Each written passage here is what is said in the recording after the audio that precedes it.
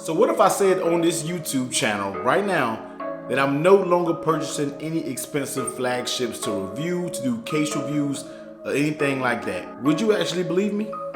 Let's go ahead and get into it. Yo, what is going on YouTube? Technically T, and 2019 has been a very interesting year so far when we're talking about these smartphones, because we all know that the prices of these flagships are getting absolutely ridiculous, and we out here, we got devices like OnePlus, Google, LG, and even Samsung popping up devices that's even half or even less than half of these flagships. And I'm talking about flagships, I'm talking about phones like the Galaxy Note 9, the iPhone XS Max, the S10 Plus, that upper echelon above $1,200 price range. So yeah, you see the title, man. I don't think I'm buying any more expensive flagships for this channel. Now, before you guys go ahead and go in the comment section and say, oh, you can't afford it, or whatever your comments are gonna be, because I'm pretty sure people are gonna have all types of things to say, just go ahead and hear me out real quick, man, so we can go ahead and break this thing down real quick. Yeah, so just like I stated, we got companies out here popping up these quality products for half the cost.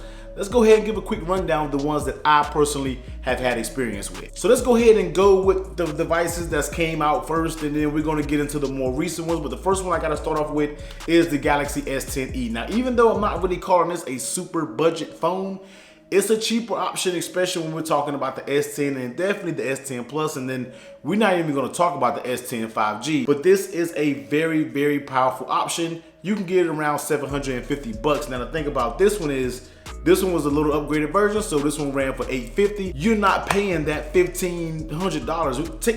Take my Samsung Galaxy Note 9, for example. Now, I didn't pay that $1,500 price range because of course I did a trade-in, but somebody out there who didn't have a trade-in, if they wanted to buy a Note 9 and I have the 512 gigabyte version, they coughed up around 1,500 bucks. And that's what I'm talking about, man. Half the price. You're getting the S10e and you're still getting that same smooth Samsung UI. You're getting very good cameras. You're getting decent display. Of course, you're gonna have some compromises when we're talking about, the lower tier options, but it's solid. I mean, what more do you want out of it, man? So S10e, super solid. Full review coming soon. Next up, now this is the device that really had me thinking, man, and this is the LG G8. Now, I know a lot of people out there are gonna go ahead and go in the comment section and say, but the G8 software is bad. It lags over time. It doesn't get any updates. Look, spare all that to the side, man. It gets as many updates as I need to be, and let's be honest with you, man. You don't even know what the Android is updating when it does its update, besides security patches, but we're gonna say that to another video. But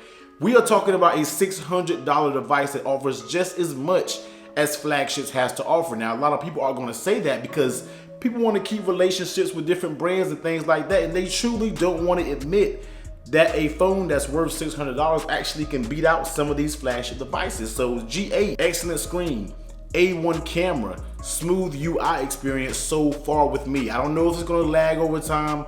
That's something to actually report back a little bit later, man. But right now, super smooth, no issues whatsoever. Absolutely love the G8. This is truly a flagship killer at this price point. For the features, you just can't beat it, man. LG knocked out the park with this G8. And then last but not least, the Google Pixel 3a XL. Now, this is definitely another one of those devices that you can actually call it a true flagship, a flagship killer, because you got crazy battery life.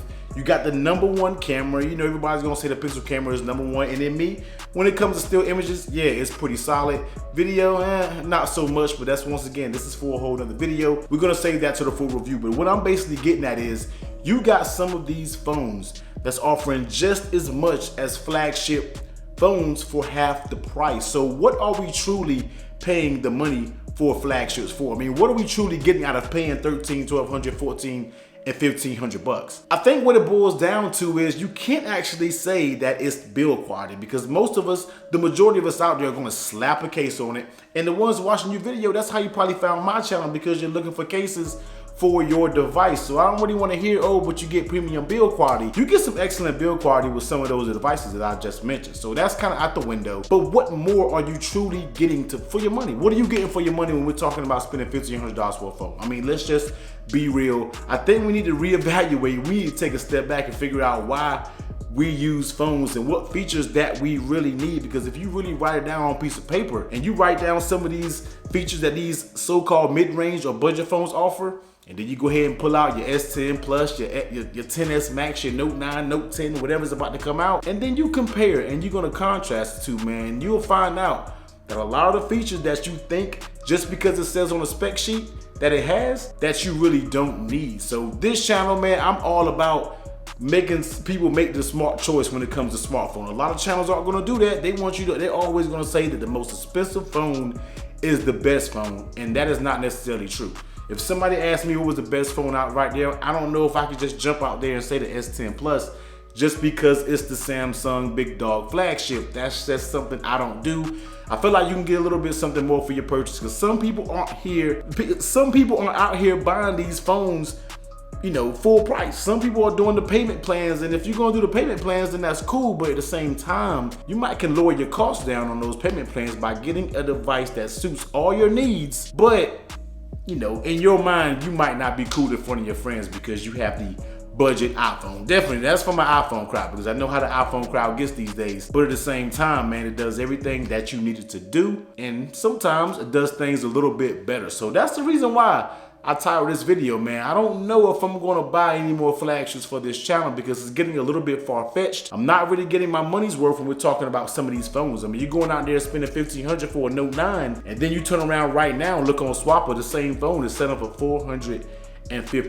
You go out there and spend $500 on a device, it's not gonna hurt as bad when a new phone comes out. So let me know what you guys think down below, man. Is this era of the expensive flagship finally over, or you still think people are going to bandwagon, of course, always get the latest and greatest flagship because in their mind they think it's a lot better than the mid-range phones? You know, let me know what you guys think down below, because I think this is an interesting topic, and I think a lot of people may agree with me more than they think, man. But technically, T, man, definitely smash that thumbs up button if you like this video. If you want to see more about this topic and any more about some of these devices that I spoke to back behind me, man, be sure to smash that subscribe button. But until next time, I'm out. Later.